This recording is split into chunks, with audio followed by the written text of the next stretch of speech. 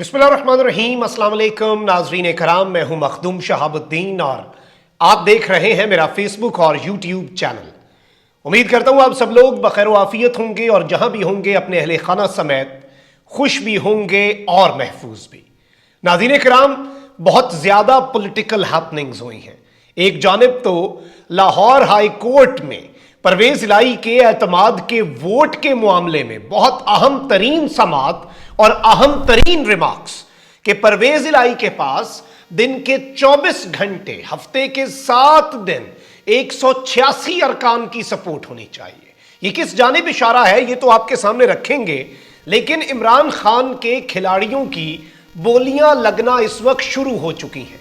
मजीद खिलाड़ी परवेज इलाही के एतमाद के वोट में मुनहरिफ होना शुरू हो चुके हैं। ऐलानात का आगाज हो चुका है और आसिफ अली जरदारी का खास बंदा भी लाहौर पहुंच चुका है और लोहा गर्म देख के वार तो करना है। तीसरी बड़ी डेवलपमेंट जीएचक्यू के हवाले से है और जीएचक्यू वालों ने अपना फैसला सुना दिया है इंपोर्टेड हुकूमत की। और इस पूरे जारी बात है जो सिस्टम में इलेक्शन कमीशन और तमाम तर चीजें इनकी मदद की दरखास्त जो है उस पर जीएचक्यू ने अपना फैसला सुनाया है, उस पर भी आते हैं। लेकिन सबसे पहले जारी बात है, आपको पता है कि सियासी आनियां जानियां पूरी इस वक्त जो हुकूमत है, मुल्क में आटे का बहरान अपनी जगह, उससे क्या होता है, गरीब का आटा है ना, गरीब को नहीं मिल रहा, गरीब भूखा मरेगा, उससे तो कोई फर्क नहीं पड़ता। सारी तवानाइयां किस चीज पर लगी हुई हैं जी, सब कुछ किस मामले के ऊपर अटका हुआ है, सियासत बचानी है, पंजाब में ये करना है, पंजाब में जोड़ तोड़ करना है। आलमी बैंक ने कहा है कि पाकिस्तान की मईशत शदीद मुश्किलात का शिकार है और मुल्क में महंगाई 1970 की दिहाई के बाद बुलंद तरीन सतह पर है। आलमी बैंक ने आलमी मुआशी असरात से मुतल्लिक रिपोर्ट जारी की है जिसमें कहा गया है कि इस वक्त आलमी मईशत भी सुस्त रवि का शिकार है, लेकिन पाकिस्तान के जो हालिया बदतरीन सैलाब और सियासी बेयकीनी का पाकिस्तान के मुश्किल मुआशी हालात में बड़ा रोल है।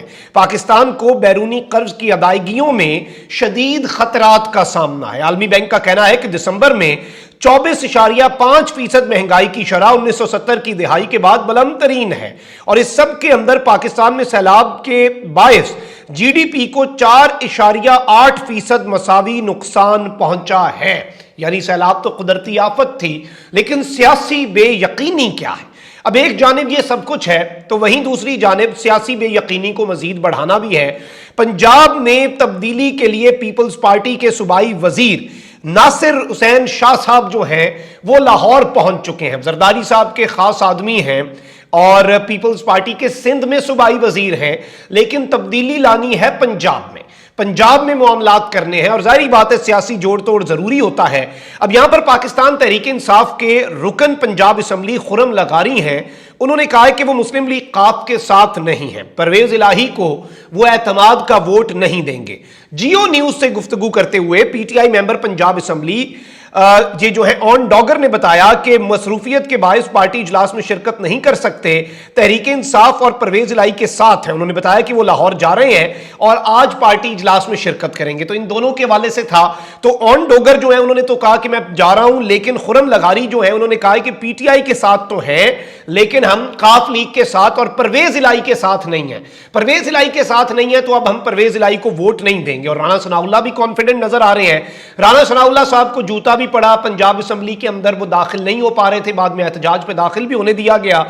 तो इन्होंने स्टेटमेंट दिया है कि पंजाब हुकूमत वापस लेकर ही इस्लामाबाद जाऊंगा। वजीर आला को 20 से 22 रोज मिले थे। मुअज़्ज़ज़ अदालत ने परवेज इलाही को रिलीफ दिया जो पंजाब की आवाम को बहुत महंगा पड़ा। इन्होंने रोजाना अरबों की करप्शन की, इनकी सारी तवज्जो मास्टर प्लान की मंजूरी पर रही। हमारी अदालत से इस्तदा है कि केस का फैसला जल्द दे ताकि अक़लियती हुकूमत अवाम पर मुसल्लत ना रह सके।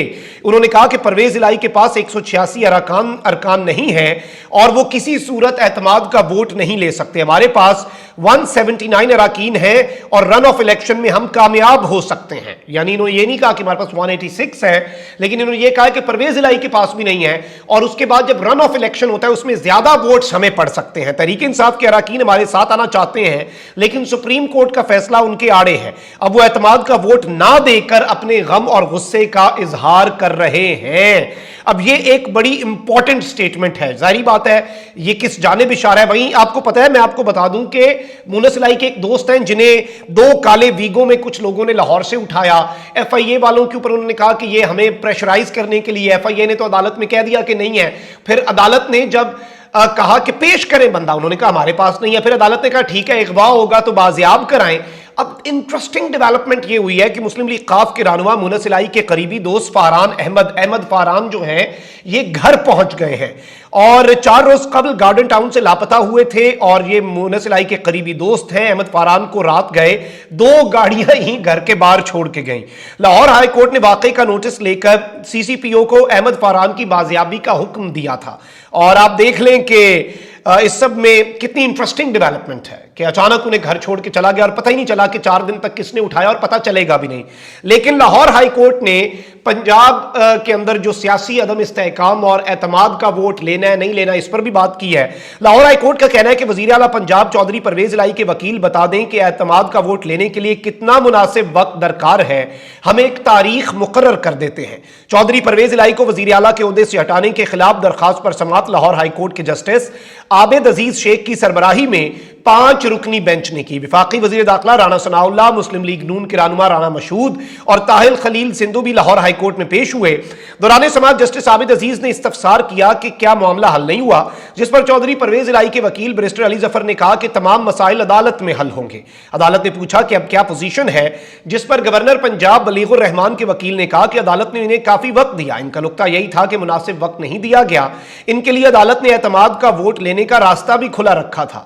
جسٹس عابد عزیز شیخ نے ریمارکس دیے کہ گورنر وزیر اعلیٰ کو اعتماد کے ووٹ کا تو کہہ سکتا ہے, آخر میں اراکین نے ہی فیصلہ کرنا ہے کہ کون وزیر اعلیٰ بن سکتا ہے. بیرسٹر علی ظفر بتا دیں اعتماد کے ووٹ کے لیے کتنا وقت ہے, ہم مقرر کر دیتے ہیں. جسٹس آصف حفیظ شیخ نے کہا کہ آپ کے پاس پورا موقع تھا, اتنے دن میں اعتماد کا ووٹ لے لیتے. جس پر بیرسٹر علی ظفر کا کہنا تھا کہ اس میں قانونی نقطے پر میں دلائل دوں گا کہ وجہ کیا ہے. بیرسٹر علی ظفر نے کہا کہ پرویز الائی تو ووٹ لے کر ہی وزیر اعلیٰ بنے ہیں. جس پر جسٹس عاصم نے کہا کہ وزیر اعلیٰ کے پاس 24 گھنٹے ہیں, ان کے پاس 186 ارکان کی سپورٹ ہونی چاہیے. اٹارنی جنرل منصور عثمان عوان نے عدالت میں موقف اختیار کیا کہ وزیر اعلیٰ کا گورنر کے کہنے پر ووٹ لینا بہت ضروری ہے. یہ گورنر کا اختیار ہے کہ وہ وزیر اعلیٰ کو اعتماد کے ووٹ کا کہے. جسٹس عاصم حفیظ شیخ نے کہا کہ کوئی بھی فریق نمبرز کو ہاتھ لگانے کو تیار نہیں, سب سوچ رہے ہیں کہ پہلے جو کرے گا وہ بھرے گا. یہ ویسے حقیقت ہے, دونوں سائیڈز ہی اپنے اپنے نمبرز پر کانفیڈنٹ ویسے نہیں ہیں. اٹارنی جنرل کا کہنا تھا کہ اب تو معاملہ مناسب وقت سے باہر آ چکا ہے. جس پر چودھری پرویز الائی کے وکیل بیرسٹر علی ظفر کا کہنا تھا کہ یہ تحریری طور پر تو کچھ نہیں لائے. اٹارنی جنرل نے جواب دیا کہ اعتماد کا ووٹ لینے سے وزیر اعلیٰ کو تو کسی نے نہیں روکا تھا, تحریر کی کیا ضرورت ہے. جسٹس عابد عزیز شیخ نے ریمارکس دیے کہ ٹھیک ہے اگر اتفاق رائے نہیں تو ہم اس کیس کا میرٹ پر فیصلہ کرتے ہیں. یاد رہے کہ چودھری پرویز الائی کے حوالے سے یہ لاہور ہائی کورٹ کے 5 رکنی بینچ نے 23 دسمبر کو نوٹیفیکیشن پر عمل درآمد معطل کرتے ہوئے 11 جنوری تک کی ڈیٹ دی تھی. یہ 15-16 دن بنتے ہیں اور اس دوران کیا کچھ ہوا کیا کچھ نہیں ہوا وہ ہم سب کے سامنے ہے. اب یہ چیزیں آگے کیسے بڑھتی ہیں, کیا معاملات ہیں, میں مزید عدالتی کارروائی جب میرے پاس موصول ہوئی تو انشاءاللہ اس کی تفصیلات بھی میں آپ کے سامنے رکھوں گا. ابھی میں آپ کو یہ بھی بتا دوں کہ جنرل ہیڈ کوارٹرز جو ہے GHQ, اس نے کراچی اور حیدرآباد کے بلدیاتی انتخابات میں اسٹیٹک تعیناتی جو ہے اس سے انکار کر دیا ہے. وزارت داخلہ نے کراچی اور حیدرآباد کی بلدیاتی الیکشن کے معاملے پر GHQ کے جواب کے بعد جوابی خط لکھ کر الیکشن کمیشن کو آگاہ کر دیا ہے. وزارت داخلہ کے جوابی خط میں کہا گیا ہے کہ 15 جنوری کو حساس پولنگ سٹیشنز کے باہر فوج اور رینجرز کی تعیناتی کی درخواست کی گئی تھی. معاملہ GHQ کے ساتھ اٹھایا گیا جس پر GHQ نے کہا کہ صوبائی حکومت سٹیٹک تعیناتی فراہم کرنے کی ذمہ دار ہے. سول آرمڈ فورسز اور فوج صرف دوسرے یا تیسرے درجے پر تعینات ہو سکتے ہیں. یہ بڑی امپورٹنٹ ڈیولپمنٹ ہے. اور جوابی خط میں مزید کہا گیا ہے کہ الیکشن کمیشن نے پہلے ہی 8,924 پولنگ سٹیشنز کو حساس یا انتہائی حساس قرار دیا ہے. کسی پولنگ سٹیشن کو نارمل قرار نہیں دیا گیا.